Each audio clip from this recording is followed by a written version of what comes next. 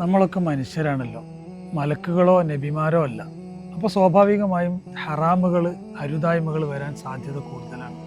അതേസമയം എല്ലാ തെറ്റുകളെയും പൊറുക്കാൻ റെഡിയായി നിൽക്കുന്ന പടച്ചറബ് മറുഭാഗത്തുണ്ട്.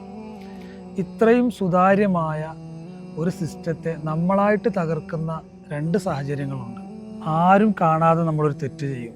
സത്താറായ അള്ളാഹു അത് മറ്റുള്ളവരിൽ നിന്നെല്ലാം അതിനെ മറച്ചു വെക്കുന്നുണ്ട്.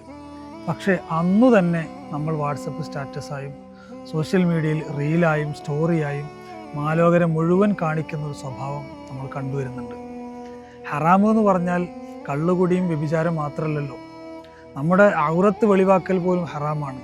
അത്ര നിസാരമായി നമ്മൾ കാണുന്നതൊക്കെ ഹറാമിൻ്റെ പരിധിയിൽ തന്നെ വരുന്നത് എമ്പാടുമുണ്ട്. ഇത് വലിയൊരു അപകടമാണ്, ഒരു തരം ധിക്കാരമാണ്. റസൂലുള്ളാഹി സ്വല്ലല്ലാഹു അലൈഹി വസല്ലം തങ്ങൾ പറയുന്നുണ്ട്, കുല്ലു ഉമ്മത്തി മുആഫൻ ഇല്ലൽ മുജാഹിരീൻ. അള്ളാഹു മറച്ചു വെച്ച ഒരു തെറ്റിനെ വെളിപ്പെടുത്തുന്നവർക്ക് അള്ളാഹുവിൻ്റെ അഫ്വ് ലഭിക്കാൻ വലിയ പ്രയാസമാണ് എന്നാണ് അതിൻ്റെ അർത്ഥം. മറ്റൊരു സാഹചര്യം വിശദീകരിക്കാം. നമ്മുടെ കൂട്ടത്തിൽ ഒരാൾ അറിയാതെ ചില സാഹചര്യത്തിന് അടിമപ്പെട്ട് ഒരു ഹറാം ചെയ്തു പോകുന്നു.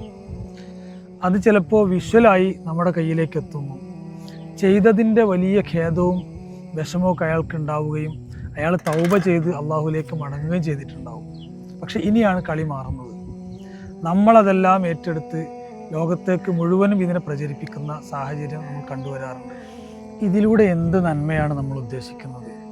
അദ്ദേഹത്തിൻ്റെ ആത്മാഭിമാനത്തിന് വിലയിടുകയാണ് യഥാർത്ഥത്തിൽ ഇവിടെ ചെയ്യുന്നത്. ഇദ്ദേഹത്തെ കറക്റ്റ് ചെയ്യലാണ് ഉദ്ദേശമെങ്കിൽ വളരെ സ്വകാര്യമായി അദ്ദേഹത്തിന് ഒരു വിഷമമില്ലാത്ത രൂപത്തിൽ പറഞ്ഞ് നന്നാക്കാൻ നമുക്ക് സാധിക്കും.